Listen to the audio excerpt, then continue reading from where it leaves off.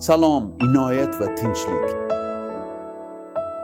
Rabbimiz va najotkorimiz Iso Masih nomi bilan rahmdil, mehribon, rahmdil, qudratli Xudo, yagona va yagona Xudo, hukmdor, zolim, hamma narsa ustidan va hamma ustidan hokimiyatga ega bo'lgan, hayotning ma'nosi bo'lgan, yo'l, haqiqat va hayot bo'lgan zot. Yagona haqiqiy Xudo, oliyjanob Xudo. Men bugun ertalab uning nomi bilan shu yerdaman, chunki Rabbimizning ruhi buni mening yuragimga joylashtirdi. Bu shunchaki ssenariydan emas, balki Xudoning hayotimiz uchun rejalari haqidagi fikridan, tuyg'usidan va rejasidan kelib chiqadigan narsa. Men havoriyman, Michelangelo, Braziliyaning Rio de Janeiro shahridagi evangelist cherkovidan Masih yashaydi. Xudoning hayotingiz uchun rejasi bor. Buni sizga qat'iy aytishim kerak, chunki boshqa tomonda, Rioda, Braziliyada, dunyoning boshqa mamlakatlarida bizningda ko'p odamlar bor.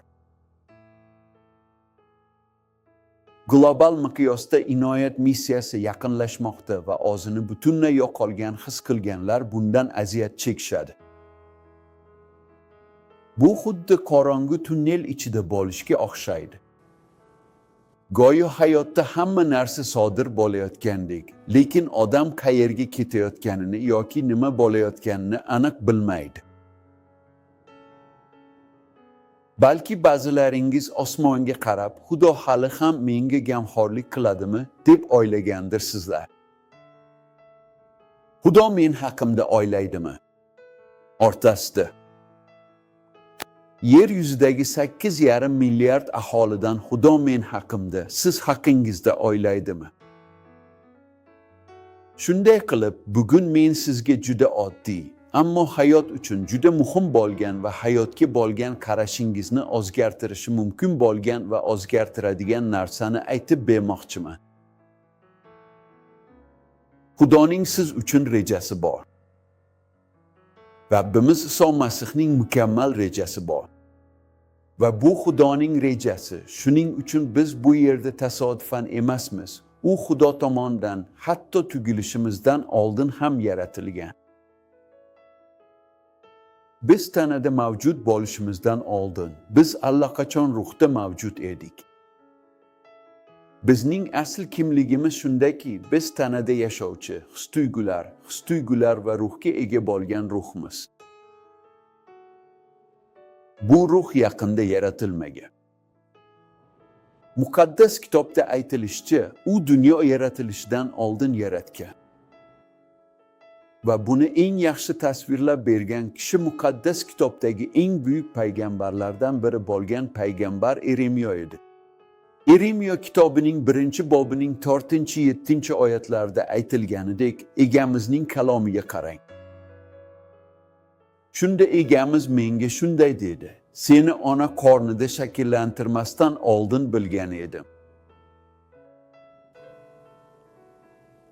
Seni ona qornida shakllantirmasdan oldin, tug'ilmasdan oldin men seni ajratib qo'ygan edim. Seni xalqlarga payg'ambar qilib tayinlagan edim. Shunda men unga: "Ey egam Xudo, men gapirishni bilmayman. Men hali yoshman", dedim. Lekin siz menga, "Yo'q, bunday demang. Men shunchaki bo'laman", dedingiz.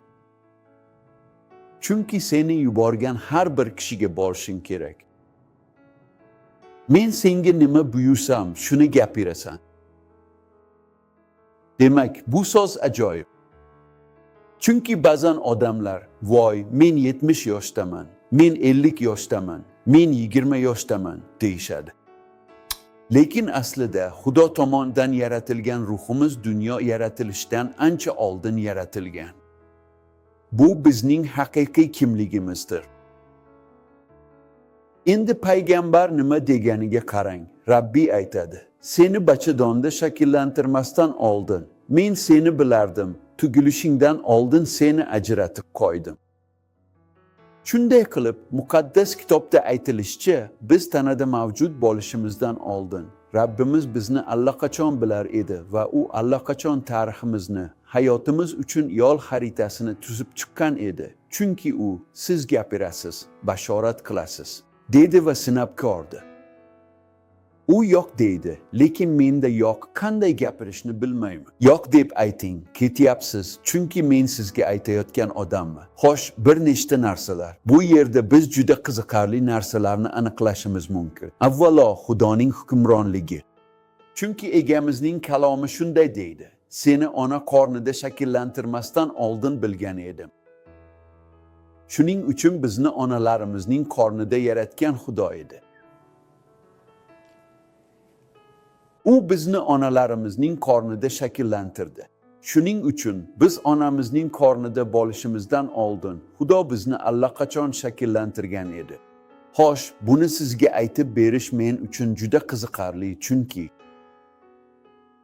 ko'p odamlar homiladorlikdan paydo bo'layotgan mavjudotga qarashadi va bu allaqachon inson, allaqachon mavjudot homiladorlikdan boshlab. Va ko'pincha odamlar bu haqiqatni bilmasdan homiladorlikni to'xtatish mumkin deb o'ylashadi. Bu insonni onaning bachadonida Xudo shakllantirayotgani. Va Xudo ularni odamlar deb ataydi. Homiladorlikdan boshlab tanasi, jon va ruhga ega bo'lgan odam. Keyin u seni qornimda shakllantirmasdan oldin bilgan edim, dedi. Xudo meni onamning qornida tugilishimdan oldin qanday bilgan? U meni onamning qornida homilador qilishidan oldinmi? Xudo meni qanday bildi? U men bilan qayerda uchrashdi? Demak, muqaddas kitobda u bizni dunyo yaratilishidan oldin bilgani aniq ko'rsatilgan. Men buni 3-marta aytyapman. Bu juda muhim. Bu shuni anglatadiki, Xudo najot uchun oldindan belgilab qo'ygan barcha ruhlarni yaratgan. Oz vaqtida u bizning ruhimizni onaning bachadoniga joylashtirdi. U yerda erkak va ayol homilador bo'ldi. Shunday qilib inson yaratiladi. Shunday qilib u aytadiki, men seni yaratmasdan oldin bilardim. Sen tugilmasdan oldin men sening hayoting uchun hamma narsani tayyorlab qo'ygan edim. Men seni muqaddas qildim. Keyin keling har birimizning hayotimizga qisqacha nazar tashlaylik. Men bu yerda Xudoning payg'ambari, episkop, vazgoy, ruhoniy sifatida turibman. Orqaga qaraganimda eslayman, hayotimning 4-5 yoshlarimdan boshlab ba'zi narsalarni aniq eslayman. Endi najot topganimdan keyin Xudo o'zini men bilan yarashtirgandan so'ng butun hayotim Xudo tomonidan yozilganini aniq angladim. Hammasi, hatto hayotimni xavf ostiga qo'ygan bir baxtsiz hodisaning ruxsat etilishi ham Xudoning suverenitetini bilishim uchun edi. Demak, Xudo suveren. Seni men yaratdim va seni men belgiladim hamda seni payg'ambar qilib muqaddas qildim, dedi. Yana Yeremiyo haq edi. U aytdi, inson uchun emas, o'z yo'lini belgilash. Bu inson uchun emas, bu Xudo uchun. Demak, bu shuni anglatadiki, u meni allaqachon bilgan, ismimizni ham bilgan, hatto kunlarimiz hali mavjud bo'lmasdan oldin Xudo ularning barchasini belgilab yozib qo'ygan edi, hali birortasi mavjud bo'lmagan paytda ham. Ya'ni haqiqatan ham Rabbimiz Iso Masih suverendir. Hatto ko'z yoshlarimiz, hatto fikrlarimiz, hatto orzularimiz, hatto ideallarimiz hammasi Xudoga ayon. U hukmron, u bizni dunyoga keltirgan, u bizni yaratgan, u mening hayotim qanday bo'lishini belgilab bergan. Mening holatimda sizning hayotingiz ham, mening holatimda qalblar choponi, Rabbimizning payg'ambari, sizning holatingizda professional nuqtai nazardan, bu jamiyatdagi yoki dunyodagi istalgan jamiyatdagi hayot nuqtai nazardan kimligingiz. Shunday qilib, hayotimizda hech narsa tasodifiy emas. Va shuningdek, hayotimizning hech bir lahzasini behuda sarflangan deb hisoblash mumkin emas. Shunday qilib, biz bugun hayotimiz shunchaki onalarimiz qornida boshlanmaganligini anglay boshlayapmiz. Hayotimiz chindan ham Xudoning qalbida boshlangan. Bizning hayotimiz Xudoning qalbida boshlandi. Shunday qilib, Yeremiyo, seni tugilishimdan oldin ham seni bilardim. Seni muqaddas qilgan men edim. Xalqlarga bashorat qilishingni aytgan men edim. Qarang, hamma narsa mukammal. Ba'zan ba'zi odamlarning hayoti maqsadsizlik tuyuladi. Ba'zan inson bir narsani rejalashtiradi va narsalar boshqacha yo'nalishda bo'ladi. Lekin Xudo hech qachon nazoratni yo'qotmaydi. Bugun bo'lsa ham, Xudo sizga nisbatan jim turganga o'xshaydi. Lekin men Xudo ishlayotganini aytmoqchiman. U payg'ambarga shunday dedi: seni yaratmasdan oldin men seni bilardim. Tugilmasdan oldin seni xalqlarga payg'ambar qilib tayinlagan edim. Bu ajoyib, bu hayotning ma'nosi. Bu bizga bu yer yuzida shunchaki yashamasligimiz haqida bilim va ishonch beradi. Siz tasodifan shu televizor, shu kompyuter yoki shu telefon oldida turganingiz tasodif emas. Bu Xudoning mukammal rejasi. Havoriy Pavlus Rimdagi g'ayri-yahudiylar cherkoviga 8-bobda yozgan xatida oldindan bilganlari haqida nima deganiga qarang. Ko'rdingizmi? Aslida bizning beshigimiz Xudoning qalbidir. Oldindan bilganlariga. Oldindan degani bizda go'sht, tanib olishdan, biz hali teri, suyak, qon, paylar bo'lishidan, odam bo'lishimizdan oldin u shunday deydi: men seni bilganman. Oldindan bilganlarni u o'z o'g'lining surati bo'lishi uchun taqdirlagan. Shunda Iso ko'plab birodarlar orasida to'ng'ich bo'lsin. U oldindan belgilab qo'yganlarni chaqirdi, chaqirganlarni oqladi, oqlaganlarni ulug'ladi. Demak, ish yakunlandi. U ilgari bilganlarga, meni tinglayotganlarning aksariyati hayratda qolishini bilaman. Aytyapman, lekin bu qanday bo'lishi mumkin? Bu men go'shtli tanam bo'lishidan oldin mavjud bo'lganimni anglatadimi? Onam meni homilador qilishidan oldinmi? Ha. U ilgari bilganlarga. Demak, bilasizmi, men ko'p yillar davomida faqat bitta dinni bilardim. Men 21 yil davomida Rim katoligi bo'lganman. Va men kimligini bilmasdim. Xudo, chunki cherkov menga hech qachon muqaddas kitob haqiqatlarini ko'rsatmagan. Men cherkov ta'limotlarini bilardim, lekin yaratguvchining kalomini, Xudoning kalomini bilmasdim. Shunday qilib, men ibodatga bosh kirardim, bosh chiqardim. Bu faqatgina bir marosim edi. Men shunchaki yashayotgan edim. To shu kungacha men buni sizga ko'p marta aytganman. Bu mening hayotiy guvohligim. Juda og'ir avariyada, juda ko'p suyaklarim singan, juda katta zarba bo'lgan. Panamda meni kasalxonaga olib borishdi. Aslida men 3 ta kasalxonada edim. Men jarrohlik amaliyotlari, plastinkalar, vintlar, metal tayoqchalar, rekonstruktiv plastik jarrohlik amaliyotlaridan o'tdim va bu mana shu keskinlikning, mana shu o'rtasida edim. Bu hayotimning oxiridek tuyuldi. Lekin men Xudoning men uchun shunday mukammal rejasi borligini angladim. Men bir kuni televizor kamerasi oldida turib, sizga gapirishim va aytishim uchun Xudo sizni oldindan bilganini, u sizni allaqachon taqdirlaganini, chaqirganini, oqlaganini va ulug'laganini tushunmagan edim. Ya'ni ish allaqachon tugallangan. Ish allaqachon tugallangan. Demak, Xudo seni inson vaqtidan oldin bilgan va seni Iso surati bo'lishing uchun taqdirlagan. Demak, siz Xudoning rejalaridan tashqarida emassiz. Siz bu yer yuzidagi Xudoning abadiy rejasining bir qismisiz. Taqdir qamoqxona emas, bu Xudoga ishonganlarning qolgan qismidir. Hayotingizda endi hech narsa noto'g'ri keta olmaydi. Chunki siz Xudoning qalbi beshik ekanligini anglayapsiz. Sening va mening kunlarim boshlangan joy. Bu nimani anglatishini bilasizmi?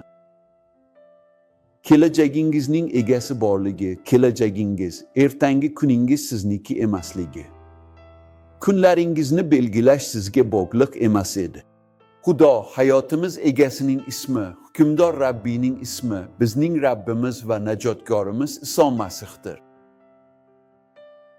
Efesliklarga maktubining 2-bobi 10-oyatida Rabbimizning kalomi shunday deydi: Chunki biz Xudoning ijodimiz, yaxshi ishlar qilish uchun Masih Isoda yaratilganmiz. Xudo biz ularda yurishimiz uchun oldindan tayyorlab qo'ygan edi. Yana bir bor, siz muddatidan oldin gapiryapsiz. Men uni yana o'qiyman, chunki bu oyat juda ajoyib. Unda nima deyilganiga qarang. Biz Xudoning qo'l mehnatimiz, Iso Masih orqali yaxshi ishlar qilish uchun yaratilganmiz. Xudo bu ishlarni biz uchun oldindan tayyorlab qo'ygan. Bizning butun hayotimiz Xudoning rejasining bir qismidir. Xudoning barcha ishlari allaqachon Xudo tomonidan tayyorlangan. Hayotingizning yo'li, ssenariysi siz bu yerda paydo bo'lishingizdan oldin ham allaqachon chizilgan edi. Endi siz shunchaki Xudo siz uchun belgilab qo'ygan, Xudoning rejalari deb nomlangan ushbu yo'l xaritasiga amal qilishingiz kerak. Shuning uchun Xudoning rejasi inson tomonidan ixtiro qilinmagan. To'xtaganimda 60 ga qaytib, orqaga nazar tashlab, kunlarim, 60im haqida o'ylayman, doim o'ylayman. Voy, qanday qilib hamma narsa bunchalik mukammal bo'lishi mumkin? Hamma narsa bir-biriga mos keladi, hamma narsa bir-biriga bog'lanadi. Chunki bu Xudoning mukammal rejasi. Bu Xudo bilan mukammal aloqadir. Xudoning bu rejasiga rioya qilish kerak. Maqsad qurish emas. Hayotingiz uchun Xudoning rejasi oshkor bo'lishi kerak. Shunday qilib, buni tushunganingizda xavotirlar hayotda o'z kuchini yo'qotishni boshlaydi. Taqqoslash o'z ma'nosini yo'qotadi. Qo'rquv shunchaki yo'qoladi, chunki ichimizdagi zot bu dunyodagi zotdan buyukroqdir. Agar Xudo biz tomonda bo'lsa, kim bizga qarshi bo'la oladi? Xo'sh, endi bilasiz. Xudo sizning hikoyangizni yozmoqda yoki sizga allaqachon yozib qo'ygan hikoyani ochib bermoqda. Ba'zi boblar meniki kabi qiyin bo'lgan bo'lsa-da, oxiri Xudoga shukr, allaqachon Golgota xochida mustahkamlangan. Demak, kelajak biz uchun sir emas, chunki biz hikoyamizning muallifini bilamiz. Agar bugun charchagan, yuk ostida ezilgan, tashvishda bo'lsangiz, hayotingiz yo'lidan adashganingizni his qilgan yoki hayotingizdagi ba'zi jarayonlarni buzib qo'ygandek tuyulgan bo'lsa va ehtimol Xudo buni qilishni xohlagan edi. Men esa teskarisini qildim deb o'ylayotgan bo'lsangiz, yaxshi eshiting, siz Xudo tuzatishga majbur bo'lgan xato emassiz. Siz u ochib bermoqchi bo'lgan maqsadsiz. Sizning boshlanishingizni yozgan o'sha Xudo allaqachon oxiringizni kutmoqda. Hayotingizda hech narsa behuda emas. Hech narsa Xudoning nazoratidan qochib qutula olmaydi. Men bilan birga ayting, Xudo hamma narsani nazorat qiladi. Demak, siz maqsadsiz adashmaysiz. Siz abadiy maqsad bilan boshqarilyapsiz. Menga ishoning. Dam oling, shu so'zga amal qiling. Xudoga taslim bo'lganlar dunyo bera olmaydigan orom topadilar. Shunday qilib, biz shunchaki bu tanada qamalib yashash uchun emas, balki ozod yashash, Xudo bizga bergan narsalar bilan boshqalarni duo qilish uchun tugilganmiz. Bizning ibodatimiz shuki, shu daqiqada siz ushbu so'zlar orqali tasodif emasligingizni, hujjat emasligingizni, hujjatdagi raqam emasligingizni, siz Xudoning sevimli farzandi ekanligingizni va Xudoning mukammal rejasi borligini anglab yetgansiz. Va bu reja amalga oshiriladi. Rabbimizning so'zida Filippiliklarga shunday deyilgan: 1:6 Men to'liq ishonamanki, yaxshi ishni boshlagan zot uni oxirgi kungacha yakunlaydi. Demak, ilgari hech narsani tushunmagan bo'lsangiz ham, endi tushunyapsiz, endi yo'lni bilasiz. Hayotingizdagi eng katta qarorni qabul qiling. Hayotingizni Xudoga bagishlang. U allaqachon ishlarni oldindan tayyorlab qo'ygan. U siz va men yaratilgan barcha maqsadlarga ega. Iso nomi bilan aytaman, hayotingizni Xudoga topshiring. Dunyodan voz keching. O'zingizni dinlar qulligiga yo'l qo'ymang. Dinlar yo inson tomonidan yaratilgan, yoki shayton tomonidan yaratilgan. Iso dinni targ'ib qilish uchun kelmagan. Iso yo'l ko'rsatish uchun kelgan. Va agar biz uni odamlar oldida tan olsak, u ham bizni Xudo oldida tan oladi, dedi. Agar biz uni odamlar oldida tan olsak, u ham bizni Xudo oldida, Ota oldida tan oladi. Shuning uchun bugun sizga aytaman, hayotingizni Iso Masihga bering. Dunyodan voz keching. Din hayotingizning mazmuni va maqsadini tortib olishga yo'l qo'ymang. Xudoning so'ziga ishoning. Dunyoda xatosiz va benuqson bo'lgan yagona so'z bu Xudoning kalomi. Bu so'z Xudoning qalbga murojaatidir. Shunday ekan, joningizni taslim qiling. Lekin havoriy, qanday qilib qisqa ibodat qilishim kerak? Men bilan birga ayting, Rabbimiz Iso Masih, men dunyodan voz kechaman. Men dindan voz kechaman, bu yer yuzidagi yo'llardan voz kechaman va seni Rabbim va najotkorim deb tan olaman. Men lablarim bilan tan olaman, yuragim bilan ishonaman. Sen olding, tirilding, tiriksan, taxtda o'tirgansan, hukmronlik qilasanmi? Barcha xalqlar va butun millatlar senga tegishli.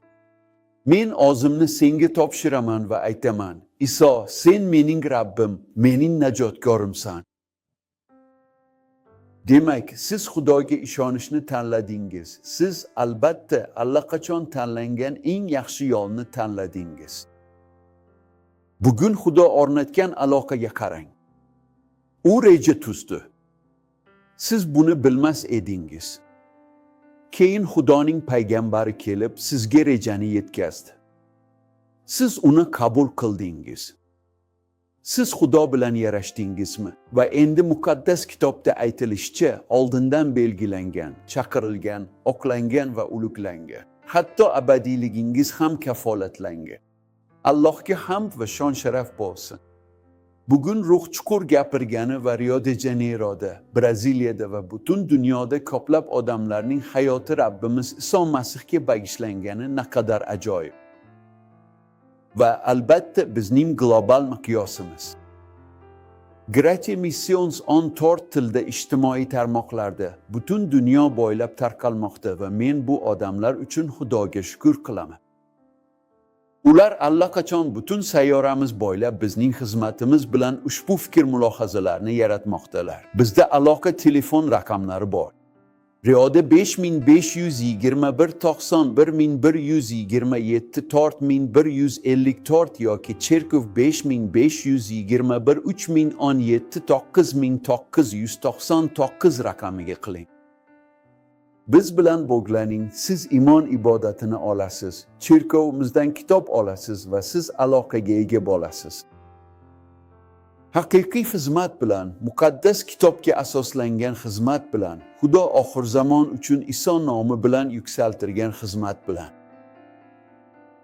Bugun yakshanba Rio de Janeyroda bizda evangelist cherkovida ikkita katta uchrashuv bo'ladi. Masih tirik. Ertalab soat 9da, tushdan keyin soat 5da bashoratli va havoriylik xabari va Xudoga hamd va sanolar bilan bir lahza. Ruhiy zavq egamiz nomini ulug'lash va sizga tegishli bo'lgan joyda. Agar siz Rio yoki Rio de Janeyroga yaqin bo'lsangiz, biz bilan birga boring. Agar uzoqda bo'lsangiz, ijtimoiy tarmoqlar orqali jonli efirda Xudoga bag'ishlangan xizmatimizni tomosha qiling. Bizning manzilimiz Rua Marit 320 Tampinho tumani, Rio de Janeyroning g'arbiy hududi, Braziliya. Bu Xudoning jannatga hayotingizga olib boradigan darvozasidir. U sizni topdi. Siz endi adashgan yoki yetim emassiz. Siz Rabbimiz Iso Masihning to'g'ri yo'lida, najot yo'lidasiz. Men bu yerda yana bir bor evangelist cherkov va aholisiga chuqur minnatdorchiligimni bildirmoqchiman. Kristo Vive bu ishni amalga oshirishimiz uchun moddiy va moliyaviy yordam ko'rsatadi. Televizion jamoamga ham minnatdorchilik bildiraman. Ko'p yillardan beri birga har bir televizion yozuvida Rabbimiz Iso Masihni ulug'lab kelamiz.